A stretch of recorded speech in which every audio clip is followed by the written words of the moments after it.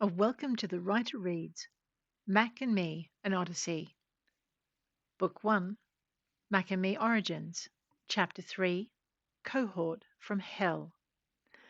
Delight took me to a common room, knocking on the door and then stalking right through until she saw the instructor over by the coffee machine. I'll give her this. The instructor took in Delight, and then her gaze tracked to me, and she managed a welcoming smile. I still caught a look that said she knew exactly what sort of recruitment I'd gone through. Just a glimpse before the warm welcome mask slipped into place. Agent Delight, she said, I see you've brought us another recruit. Delight managed an answering smile, albeit a little small and a little tight, and she glanced back at me. This is Lynn Cutter. She's a late addition, so she'll need some extra training in a few areas. Delight paused. I was still staring at her over the use of Lynn. It was a pet name, a short version of Jocelyn, but not something everyone knew. It made me wonder what else they knew about me. Delight threw me a teasing glance before turning back to the instructor. Self-defense needs a lot of work, she added, and then she left before I could think of anything to say. I stood there, letting the instructor take a good long look, and then I stood there some more, waiting for her to say something. When she didn't, I glanced right and left, taking in the students on either side, noting the placement of the tables and chairs, taking a good deep breath of the coffee scent filling the air. I found I was the center of every student's attention, saw that cups were being drained before being set carefully down as each student came out of their seat. This was either going to be very, very good or very, very bad. The instructor looked me over, and I returned her look and raised my eyebrows as if to ask her what she was going to do about me. In hindsight, that might not have been my best decision. Finally, she spoke. Catching up on your self defense might take a bit of work, she said, but I didn't reply. I stared at her, alert to the movement around me, noting the glimpses I caught in my peripheral vision as students tucked chairs under tables and stepped clear, listening to the sound of movement that told me where the ones were that I could not see. A long time ago, I'd taken a martial arts class. As in one singular class. I'd then used what I'd been taught to defend myself in a fight at school, and that had been the last self defense class I'd been allowed to go to. Unfortunately, we lived in the wrong part of town for that kind of shit, and the kid had relatives, and some of them knew where I lived. I hadn't known my mum's taste in dates had gotten that bad. If I had, I might have left long ago, except I'd wanted to complete my degree. What a shame. The instructor took a sip of her coffee and then settled back against the side bench. Let's see what you know, she said, and the cohort moved. It didn't move as one, though, and that was their first mistake. Their second mistake was trying to attack from behind. Cowards. Their third mistake was to see the tables as obstacles. If the fight in the control room of Lockyer's transport had taught me one thing, it was that cover was your friend. I figured it would do just as well in a fist fight as it did in a gunfight. I was almost right. Instead of facing up to my opponents as they came out from behind their tables, I took a quick step to the side and then slipped in under the table nearest and out the other side. I also figured that I deserved a weapon. With so many against me, it was only fair. With that in mind, I picked up a chair. Unfortunately, my classmates turned out to be quick studies, and the two nearest me also slipped the chairs out from under the tables closest them. Now I was in trouble. Hi, I'm Tyson, said the guy on my left, lining up his chair. And I'm Alice, said the girl on my right as she readjusted her grip on the back of hers. Fantastic, I replied, stepping out of the arc of Alice's chair and using my own to block Tyson's first swing. The impact jolted up my arms and into my shoulders. I tried to tangle the legs and hook the chair out of his hands, but his grip was too strong and I didn't quite succeed. The chair legs tangled, and I had to pivot quickly to avoid Alice's second swing. You'd have thought with two against one the others would have backed off, but that didn't happen. I caught a glimpse of movement a little bit behind me and had just enough time to duck.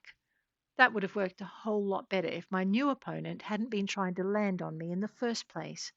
Sure, I was lower down and he had a longer way to fall than he'd anticipated, but I was still sort of where he thought I would be, and he still landed. And he landed hard. My duck turned into an all out sprawl, and I caught my head on the edge of the table on the way down. Now I understood why they might be considered obstacles in a fight. I kept a hold of the chair, but my new opponent had managed to hit me at around chest height and he'd followed me down to land astride my torso. I tried to roll out from under and ended up on my side with one of his knees pinning one of my arms to the floor. Finding my other arm still free, I tried to drive my elbow into his gut, but he was faster, grabbing my wrist and twisting my arm behind my back. Now I was in trouble. Oh, stars to hell, Axe, what are the rest of us supposed to do? It was a good question. I didn't know what they were going to do, but I needed to throw up. It was probably the blow to the head, either the one from the table or the one from when I hit the floor with Agent Delight. The only problem was I couldn't move, and no one was paying me any attention. I lay on the floor, listening to the tumult of voices above me, watching the way the table legs blurred into multiples and then back to one, and wondering if my head would stop hurting any time soon. I willed my stomach to stop churning, but only succeeded in getting it to subside to restless. It made me wonder how in all the heavens I was going to get out of this one. I wasn't, it seemed. The instructor hadn't called an end to the fight, and I hadn't given in, and Axe must have figured it wasn't over because he hadn't moved. On that, at least, we agreed. I stayed still, flexing against his grip on my wrist and the way his knee rested on my arm. I didn't think it was funny when he laughed. I thought it was less funny when he lifted his knee long enough to flip me onto my front and drag my other hand behind my back. Great.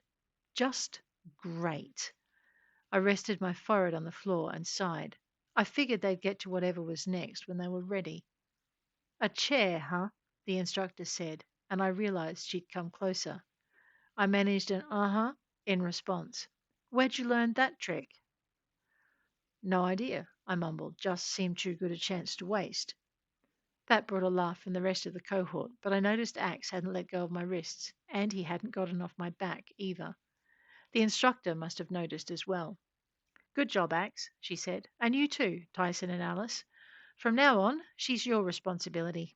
Axe, you're first in charge, then Alice, then Tyson. Anything goes wrong, that's the order of the ass kicking. You make sure you keep her in line. I lifted my head, trying to get a look at the instructor. Since when did they make these guys smart? And then the answer came, along with memories of Keever's and Agent Delight.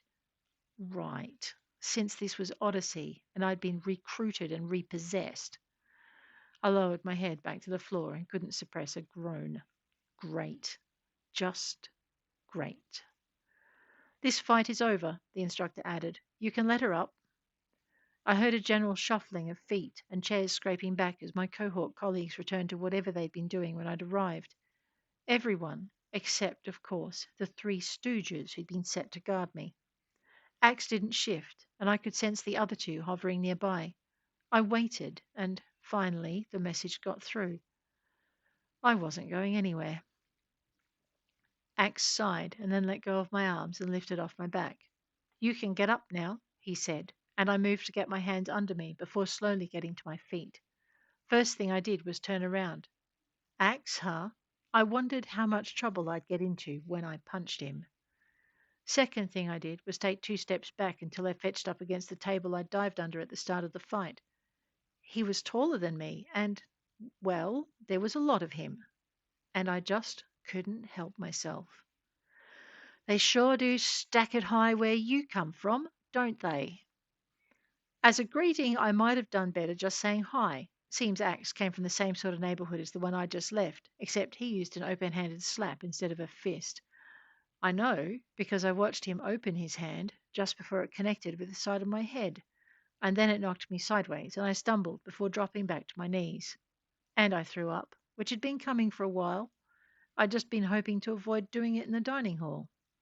Footsteps signaled the others moving away, and also when they returned, with a mop and a bucket and a cloth. For a minute, I thought I was on a team that would take care of me, and then Axe propped the mop beside me and dropped the cloth into my lap. Clean it up. For real? I glanced up at him and saw no reason to argue. It wasn't his size. It was the way he stood. He caught my gaze and lifted an eyebrow. I didn't bother arguing. I grabbed the cloth. To be honest, there wasn't much to clean up. I hadn't had a lot to eat due to my misbehavior, and there wasn't a lot in my stomach. It struck me that this, rather than the bump on the head would account for the dizziness. Whatever. I got to it, the three of them watching me work to make sure I did the job properly, and probably to make sure I didn't use that mop in the way I was thinking. Like I said, Axe and I came from the same sort of neighbourhood. From the way they were looking at me, I'd say Tyson and Alice might have grown up somewhere similar too. The rest of the group were sitting on the other side of the room, but they were watching us closely, and I was pretty sure at least some of them were taking notes. When I was done, Tyson grabbed the bucket, mop, and cloth and headed for a door at the other end of the room. Alice glanced up at Axe, and Axe looked at me. "You look done in, Cutter," he said, and I wondered what he'd come up with next. Wherever Odyssey had gotten him from, it sure as shit wasn't straight off the streets, which is why his next order didn't come as too much of a surprise. "Get 3 coffees." "I'll take mine black. Alice has cream with 2 sugars, 'cause there's no way known she's sweet enough. And Tyson has his white with none, the pussy." I glanced over at the sideboard and then went. I figured Axe was watching me go, but I didn't look back. I got the coffee, 1 black, 1 sweet with cream, and 1 white and none, and then I brought it over to the table they'd commandeered. I figured this was a dominance game, only it was a game I'd lose until I accepted that I just wasn't going to win. To win, I'd have to take the place they were offering, which, given that they'd just been made responsible for my good behaviour, was bottom of the pile. I kept this in mind as I set the cups on the table, and I remembered Keever's too. He'd kept me on a pretty tight leash, which had kept me safe, but he'd made sure I had what I needed. I was going to have to give Axe the same chance, but as soon as he'd settled himself in as leader of the happy trio, I was going to do something about being bottom. I kept that in mind as I focused on staying on my feet and trying not to sway. That last part was getting harder as the day caught up. About a minute passed before he set his cup on the table. "Where's your gear?" he asked, and I shrugged. He frowned. "You do have gear, don't you?" And I shook my head. What I'd had on the smuggler's ship had disappeared long before Odyssey had arrived on the scene, and I'd just made do with what I could get out of the ship's stores. It hadn't been easy, but I'd survived. Keevers had kept me safe. My stuff? Not so much. "So you've got nothing?" Alice asked before Axe could continue, and I nodded, feeling an unexpected rush of emotion as I realized exactly what I'd left behind when I'd run away from home. That brought more memory, and I felt a storm of pain uncurling deep in my chest. I swallowed, willing it away, trying to force it back down, back into the box in which I had had it caged. Something in my face must have warned them what was happening, because Axe frowned. "Go and get yourself a coffee," he said. "However you want it," he added when I hesitated. I went, hearing his next order ring out behind me and finding it strangely comforting. "And then get your ass back here." At least someone wanted me around.